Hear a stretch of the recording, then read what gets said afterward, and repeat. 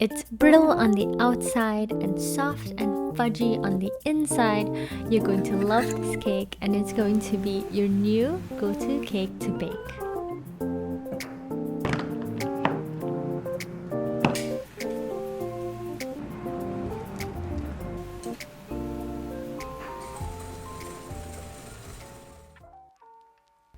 To make this cake, we're going to be using dark chocolate. I found this 72% Belgian dark chocolate at Trader Joe's. It's silky, smooth, and delicious. You can even use semi-sweet chocolate chips if you have those on hand, but of course the final flavor will all depend on the quality of the chocolate you use. We're going to roughly chop them up so we can melt them down faster. I like having some toasted nuts in my cake, but if you're allergic, you can totally leave it out. I'm using hazelnuts today, but you can substitute with almonds or even walnuts. Just roughly chop them up and set it aside. The special ingredient in this recipe is the extra virgin olive oil. Today I'm using one from Trader Joe's, and no, this video is not sponsored by them. I just think they make quality products and I use them a lot in my recipes. But really, you can use any brand, just make sure it's not blended with any other oils. Next, measure out 200 grams of sugar, and then let's work on separating our yolks from the whites. So we're going to be making a meringue with our egg whites. And to make a meringue, we're going to need a glass or stainless steel bowl that's super clean and dry. If there's any drops of water or oily residue in your meringue bowl, your egg whites will not whip up. So make sure that your bowl is absolutely spotless. So to separate my yolks, I like to use a 3-bowl system. I have a small bowl here in which I will break the eggs and separate my egg whites. Then I'll drop the yolks into a bigger bowl and then pour the egg whites from the small bowl into the meringue bowl. This way, in case I pop a yolk, I will not contaminate the other egg whites. Because if there's even a single drop of yolk in your meringue bowl, your egg whites will not whip up. Alright, so all our ingredients are ready. Let's melt our chocolate. I have some steaming hot water in a pot, and I'm going to put a heat-proof bowl on top. Make sure that the water is not touching your bowl and the water is not boiling. Drop in 200 grams of dark chocolate and let it melt away. You can stir it around to help it melt faster, and then once it's completely melted and you get this gorgeous silky liquid, pour in half a cup of extra virgin olive oil in a single stream and whisk it into the melted chocolate. When it's all mixed in, we're going to add a pinch of sea salt and stir it in. Now use a damp kitchen towel to secure your mixing bowl. I have 5 yolks separated from its whites. We're going to add about 100 grams of sugar, which is half of what we measured earlier, and just whisk everything together.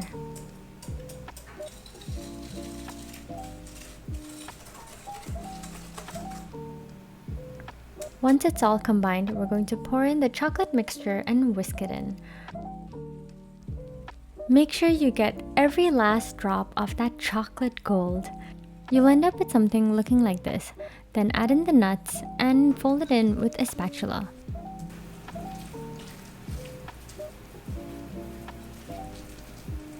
For our next step, we need to pay very close attention to our egg whites as we whisk them into a meringue. I highly recommend using an electric whisk unless you're really strong and have done this many times before. Start by whisking the egg whites on high speed until it is frothy, and then add 1/3 of the remaining sugar and 1/8 teaspoon of cream of tartar. You can substitute the cream of tartar with 1 teaspoon white vinegar. They both help stabilize the meringue. Continue to whisk on high speed until the volume has doubled, and then add another 1/3 of the sugar. Keep whisking for another 20 to 30 seconds or until the foam starts to disappear, and then add the rest of the sugar in. We're going to continue whisking on high speed, but from here on out, we need to pay close attention to the texture of the egg whites. You'll start seeing it become a lot thicker and look really creamy. If we stop to check, it will still be very liquidy when we lift the whisk.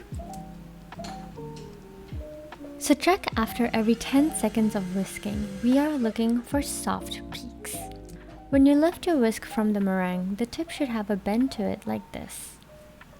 This is a soft peak. If you somehow over-whisked it and ended up with stiff peaks, have no fear, you can still use the meringue to make the cake. Now add in 1/3 of the meringue into the chocolate mixture and mix it up. You can see the chocolate mixture is quite thick, so adding the meringue will help loosen the batter and get it ready to fold in the remaining meringue. Now once it's all mixed in and loose, add half of the remaining meringue, but this time slowly and gently fold it into the chocolate mixture. I'm using my spatula to gently scoop from the bottom and fold it over the top and then cutting it through the center. It's important to do this very gently so we don't lose all the air we whipped up in the meringue. Now once it's mostly incorporated, we can add in the remaining meringue and gently fold it in again.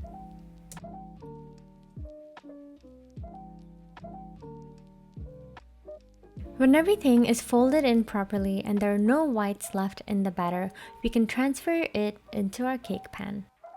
Today, I'm using an 8-inch Fat Daddy-O cheesecake pan lined with parchment paper and buttered on the inside. So pour the batter in and then use the flat end of your spatula to carefully flatten the surface.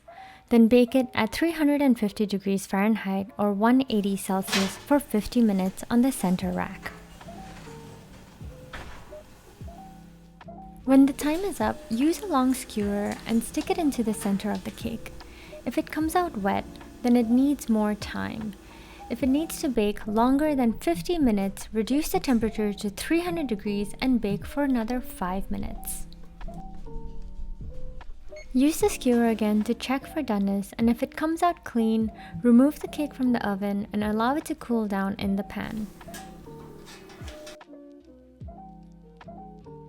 The cake will deflate and the top will crack as it cools down, but that's completely normal, so don't worry about it.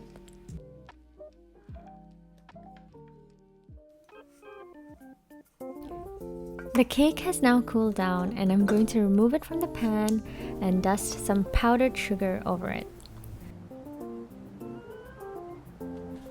And there we have it, Flourless dark chocolate olive cake. This is looking so gorgeous, I am ready to dig in. Just look at that, just look at how moist and fudgy the center looks. It is absolutely delicious. I love to serve this with some fresh whipped cream, it just goes so well with it.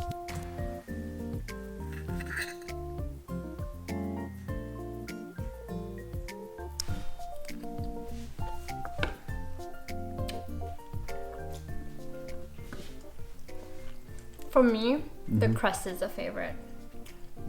I just love how it's so brittle and it breaks apart, and then the center is so fudgy and gooey. The contrast is this is delicious. Look at this. Oof. This piece. This piece.